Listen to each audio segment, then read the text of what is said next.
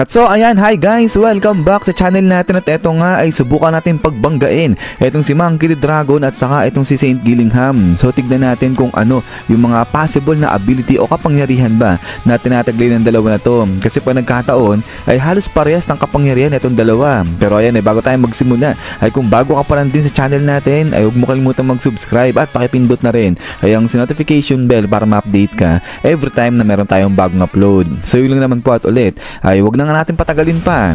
Simulan na natin yan at dito nga tayo magsisimula muna kay Saint Gillingham dahil dito ay dumating na nga etong si Saint Gillingham at medyo kakaiba yung itsura ni Saint Gillingham dito kasi nga yung ulo niya ay eto nga parang hugis dragon at yung katawan niya naman ay sa pangtao. So ngayon sinasabi na etong si Saint Gillingham bagamat na parang dragon yung ulo niya pero hindi siya isang dragon kung hindi isang Kirin etong si Saint Gillingham. At ayun pa, isang awakened na Kirin etong si Saint Gillingham. Kasi kung mapapansin ninyo ay meron na nga rin dito na puting usok o puting ulap ba na nakapaligid din sa may bandang leg ni Saint Gillingham nang parang katulad kay Luffy. So ngayon ang tanong ay ano ba kasi etong Kirin na to? So punta muna tayo dito sa physical aspect ng Kirin. So itong Kirin ay pinagsama-sama yan na katawan ng mga hayop. So unang-una nga dyan ay etong kabayo. So nagtatagla itong Kirin ng katawan ng kabayo at yung ulo niya naman ay sa ulo ng isang dragon habang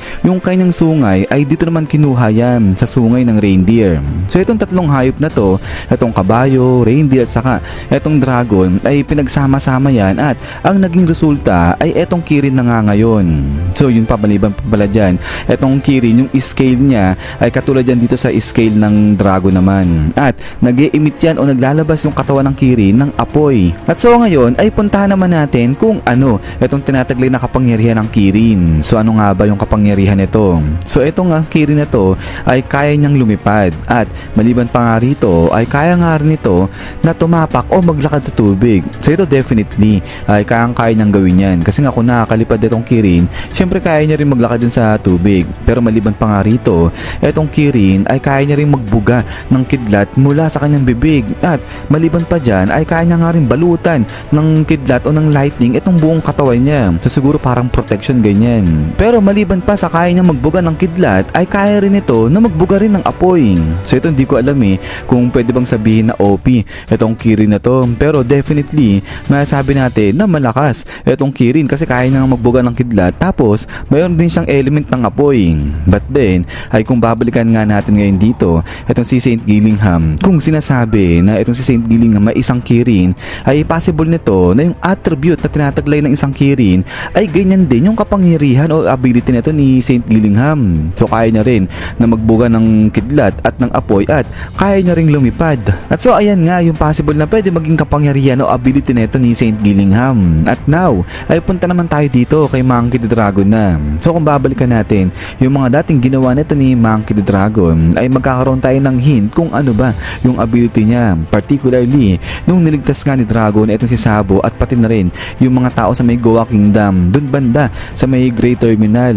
Kasi di ba kung matatandaan ninyo ay di ba yung Great Terminal ay napaligiran yan ng apoy, sinunog kasi yun. Pero etong si Dragon at yung Revolutionary Army to the rescue sila at habang nasunog na nga yung Great Terminal ay bigla nga dito na para may sumabog. So parang nagkaroon ng wind blast at yung mga tao na natrap na dun sa apoy dyan sa may Great Terminal ay biglaan na lang na nagkaroon nga sila dito ng daan. So nagulat pa nga rito yung mga tao kasi sabi nga nila hindi nila alam kung paano sila nagkaroon ng daanan dyan at sa dulo ng daanan ito nung parang naging tunnel na nga yan ay nandoon itong barko ng Revolutionary Army. So kaya ito nakaligtas yung mga tao dyan sa may Great Terminal.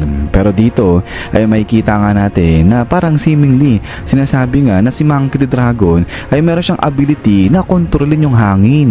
But then ay maliban pa nga rito sa hangin ay puntahan naman natin yung time na etong si Luffy ay mamamatay na nga rin siya dito sa platform na to. So pupugutan siya ng ulo ni Buggy. So ito tanda naman natin yan. At bago nga dito mapugutan ng ulo ni Buggy si Luffy ay biglaan na nga lang dyan na kumidlat. At then ay pagkatapos niyan ay dito na nga umulan ng pagkalakas-lakas. So sa kidlat na to ay nakaligtas naman dyan itong si Luffy kasi nga di ba rubber itong si Luffy.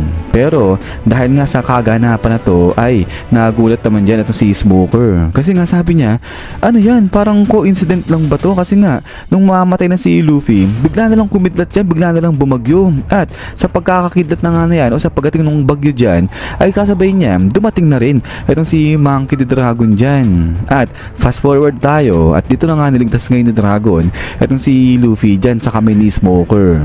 At pagkatapos nga niyan, ay dito na nga nagkagulo-gulo. So yun, parang binagyo nga rito itong mga Marines, at dahil dyan ay nakatakas nga itong grupo nila Luffy. So dito naman sa part na to na niligtas nga ni Dragon si Luffy, ay parang etong si Dragon yung mismong gumawa ng thunderstorm o ng bagyo sa lugar na yan. So kaya nga kung mapapansin, etong si Monkey D. Dragon, kapag meron siyang yung in action ba siya o kapag meron siyang nililigtas, ay laging kung di hangin yung kaakibat sa kanya, ay may thunderstorm na dumarating. So kaya nga sinasabi dito na hindi kaya posible na etong si Monkey D. Dragon ay nagtataglay siya ng kapangyarihan na storm o yun yung kaya niyang kontrolin, yung weather, yung bagyo at saka nga yung mga hangin ganyan. Pero kung babalikan naman natin itong si Saint Gillingham nga ulit, ay kung pagbabasihan natin kung ano yung ability o yung kapangyarihan ba ng isang Kirin, ay di ba nga parang katulad nito ng Storm. Kasi nga di ba ay una, kayang lumipad ng Kirin. So ibig sabihin ay connected siya sa hangin. So kaya niyang kontrolin yung hangin somehow. At pangalawa ay kaya niyang magbuga ng kidlat mula sa kanyang bibig. So ibig sabihin, kaya niya rin kontrolin yung kidlat at nagagawa niya nga rin na palibutan ng kidlat yung kanyang katawan. So parang katulad dito sa Storm ay kung eto nga yung kapangyarihan ni Dragon, kaya niya nga rin na magsamon ng kidlat, ay parang katulad lang dito yan sa Kirin, kaya niya rin na magsamon nga o magkidlat gamit naman yung kanyang bibig. So kaya nga kung titignan ay halos magkaparehas ng kapangyarihan o ng ability ba etong si Dragon at saka nga etong si Saint Gillingham. Pero ang isa pang ang choice na sinasabi nga rito o option ba na pwedeng hindi storm nga yung kapangyarihan nito ni Saint Gillingham, kundi isa nga siyang mythical na Kirin yung kanyang model. So kaya ang tanong ay eto nga kaya yung kapangyarihan tinataglay ng dalawa na to. Saka kung yan nga yung pwedeng kapangyarihan nila, ay tugma naman ba kaya yan dito kay Dragon saka nga dito kay Gillingham yan. So baka mamaya baligtad, etong si Gillingham pala yung may kapangyarihan ng Storm, tapos etong si Monkey D. Dragon baka mamaya siya yung mythical Kirin So mali natin.